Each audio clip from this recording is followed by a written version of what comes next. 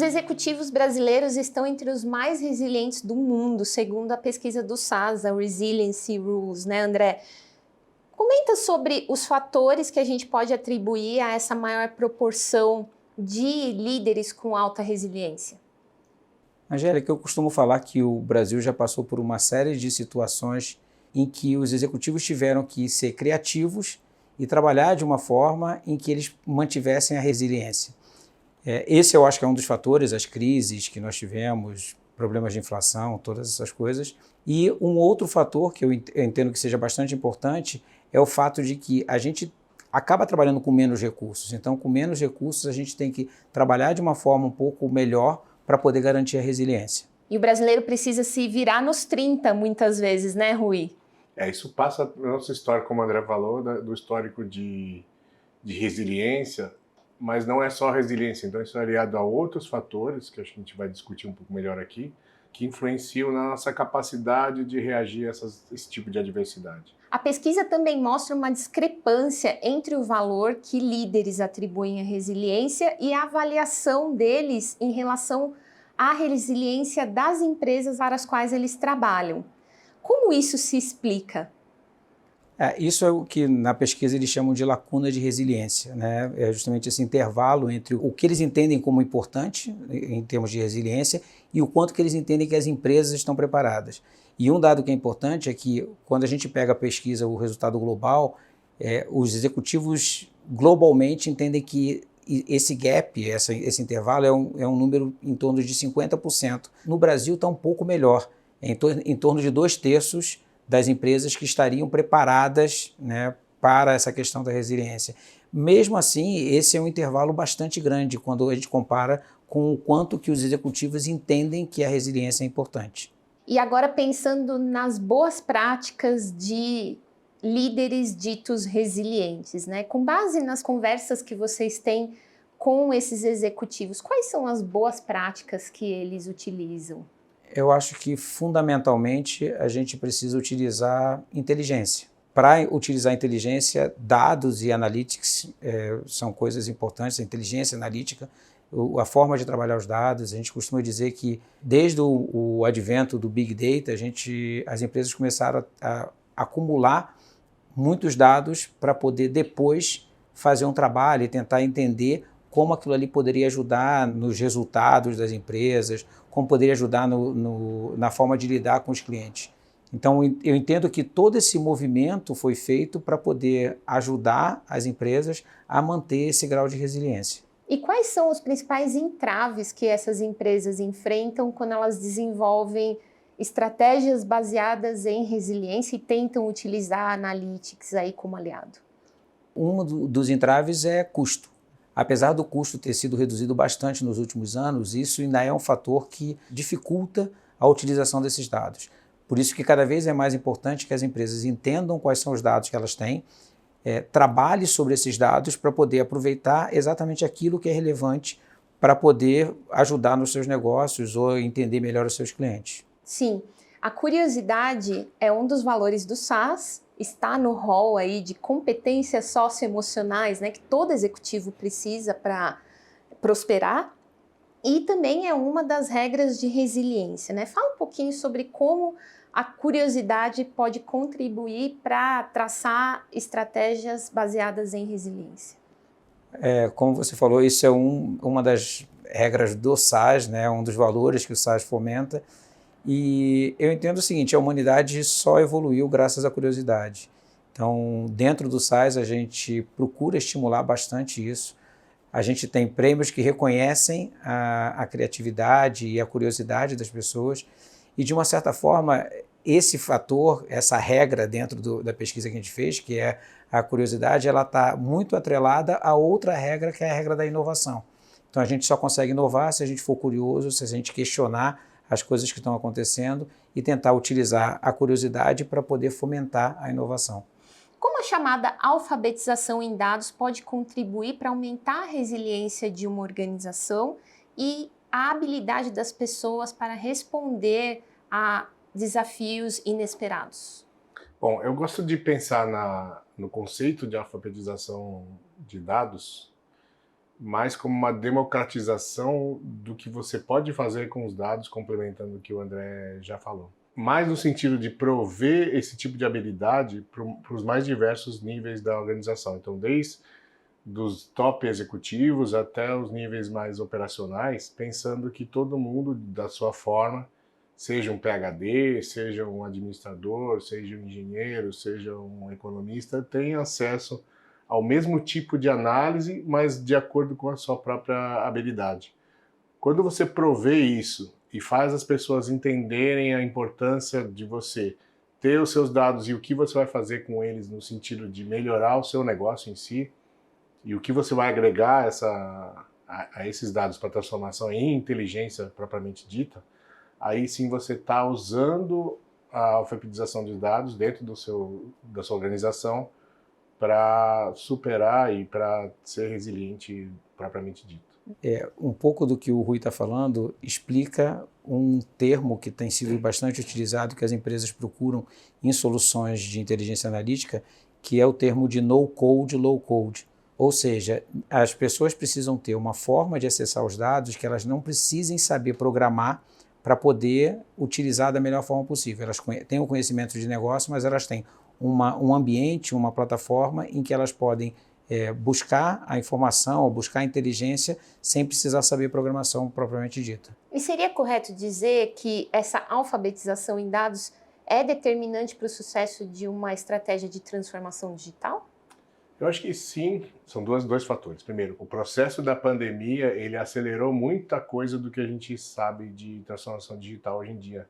Então, coisas que estavam engatinhando, que a gente tinha dúvida se iam decolar mesmo ou não, o advento da nuvem, a gente lá atrás, lá em 2019, 2020, estava engatinhando ainda nesse processo de nuvem.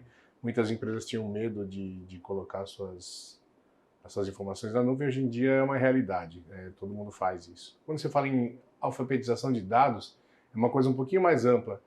Não só você saber onde estão os dados e o que fazer com os dados, mas também que tipo de técnica, mesmo que você não seja um PhD em ciência de dados, em estatística, em TI mesmo, que você possa entender como é que essas técnicas vão auxiliar no seu negócio. Você não precisa ter conhecimento sobre detalhes ou meandros desse tipo de técnica, mas para saber o que ele vai te ajudar, como é que ele vai te ajudar. Então, é um letramento digital, né? Exato, digital e não só dados. Então, o que passa pelo meio do caminho entre eu ter os dados brutos e enriquecer e transformar a inteligência em decisão.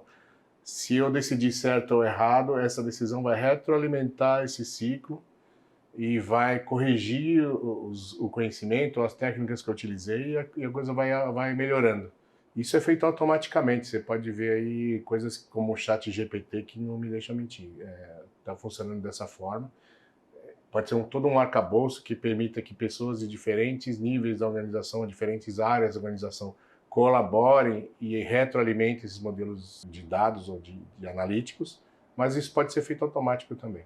E qual seria a melhor abordagem para executivos, pensando no C-Level, para começar a usar dados e analytics para aumentar a resiliência organizacional? Pensando na resiliência, se você é resiliente, você já entende que você tem algum tipo ou vários tipos de problema. Esse problema pode ser seu ou pode ser do ambiente que você está inserido. Eu acho que primeiro é conhecer o que é esse ambiente, o que é que você quer com isso. O analítico em si não vai sugerir uma coisa que você não sabe o que perguntar.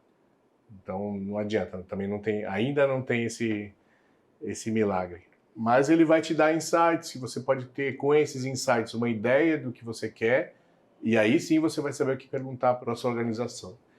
Pensando em alfabetização dos dados, quanto mais a sua organização estiver envolvida nesse processo e democratizada, tanto o acesso quanto o resultado, a transformação desses dados, quanto mais inserido em transformação digital a sua organização tiver, melhor você vai aproveitar isso e mais na frente você vai estar da sua concorrência. Então, pensando nisso tudo, como se fosse um ciclo, a gente gosta de chamar de ciclo analítico, mas é bem mais que isso, começando lá de onde você vai arrumar os dados. Esses dados podem vir dos mais diversos lugares, desde os mais óbvios, ou seja, dentro dos meus processos, do que a minha empresa tem acesso diretamente, mas pode vir de complemento, de parceiros complementares ou de coisas que você não imagina que podem influenciar no seu negócio, mas de certa forma vão influenciar. Como é que você fica sabendo disso? Inteligência de dados, data literacy. Quanto mais uma pessoa com conhecimento de negócio tiver proporcionado a habilidade de um cientista de dados que tem mais o conhecimento técnico, quanto mais você consegue aliar isso numa pessoa só, e você só consegue com a alfabetização de dados, mais ele vai contribuir nesse tipo de filosofia. Então, nesse momento, a hora que eu tiver esses dados dentro de casa, eu vou trabalhar no enriquecimento desses dados, entendendo o que eu quero fazer com eles, lá do início, e depois como é que eu vou distribuir isso, quem vai ter acesso a isso no momento mais certo, ou com antecipação. Eu também preciso saber o que eu quero, e se é o meu cliente que vai ter acesso a isso, se isso vai me ajudar nas vendas, se é quem está analisando, e o mais importante, depois que isso aconteceu, como eu falei, é um ciclo, esse ciclo precisa se fechar.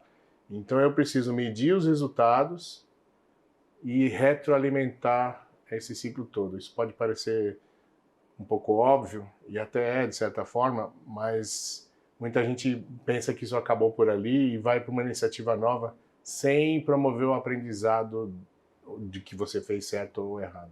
Um exemplo bem prático de como isso pode ajudar as empresas é um termo que também está sendo muito utilizado, que é hiperpersonalização. Antigamente as empresas se preocupavam em atender os clientes, colocando os clientes num grupo. Então elas tratavam as pessoas como um grupo com características parecidas. Cada vez mais as empresas têm que buscar os dados específicos de cada cliente para tratar o cliente como um indivíduo que tem características próprias. Então o André é o André, não é uma pessoa numa determinada faixa de idade, uma faixa de renda com uma composição familiar.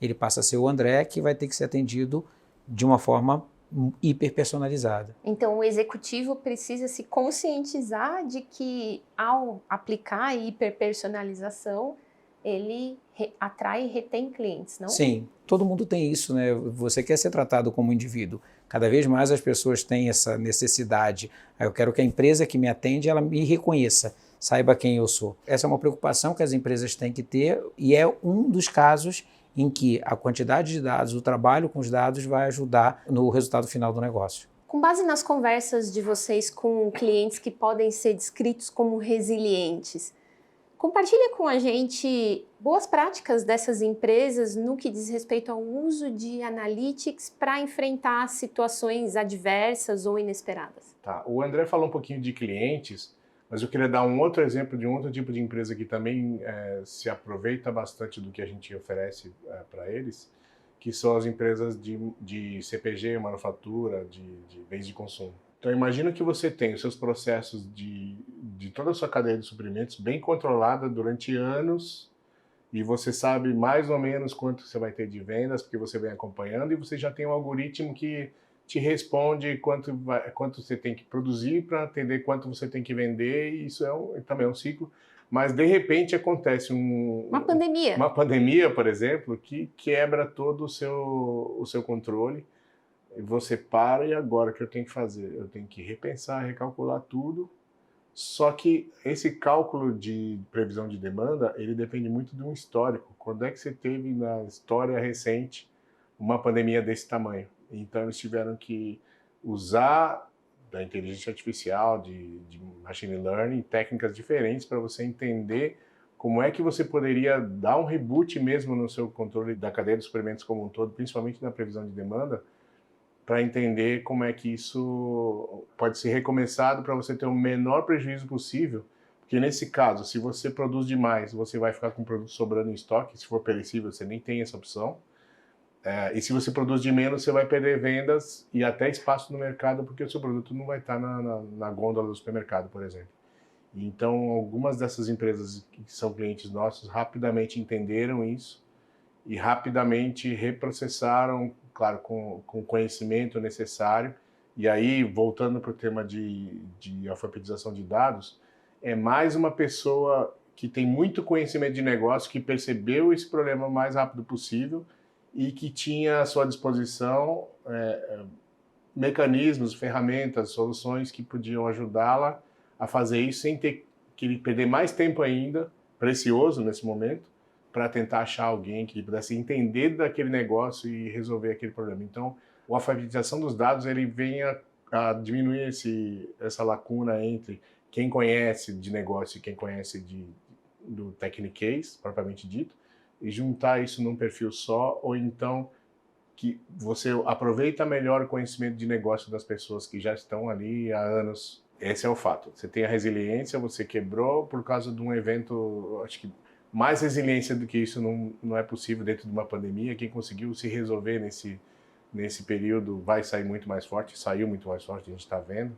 Se você tem a confiança de que você pode contar ou com um parceiro ou com ferramentas que podem te ajudar a segurar essas guinadas mais fortes ou maiores que elas possam ser, isso te torna mais resiliente. Você ter a confiabilidade ao teu lado, a autoconfiança de que você é sim resiliente e que esse gap encurtou, a lacuna da resiliência, ele está encurtado pela confiança que eu tenho, tanto seja no meu parceiro quanto nas ferramentas que ele me provê, de eu conseguir tratar esse tipo de problema.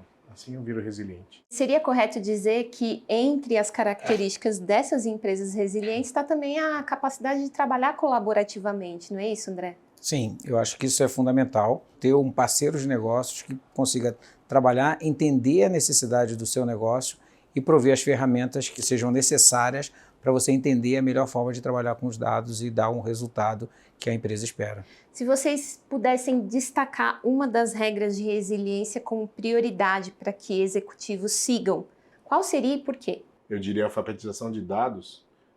Por quê? Porque para você atravessar um mar de turbulência desse, você entender que você saiu do outro lado bem ou melhor do que você estava, com o nome de resiliência, quanto mais gente tiver empoderado para te apoiar nesse sentido, seja para descobrir novas formas de fazer as coisas, seja para antecipar esses problemas, ou seja para corrigir a rota rapidamente, quanto mais ferramentas você tiver para isso, mais pronto você vai estar.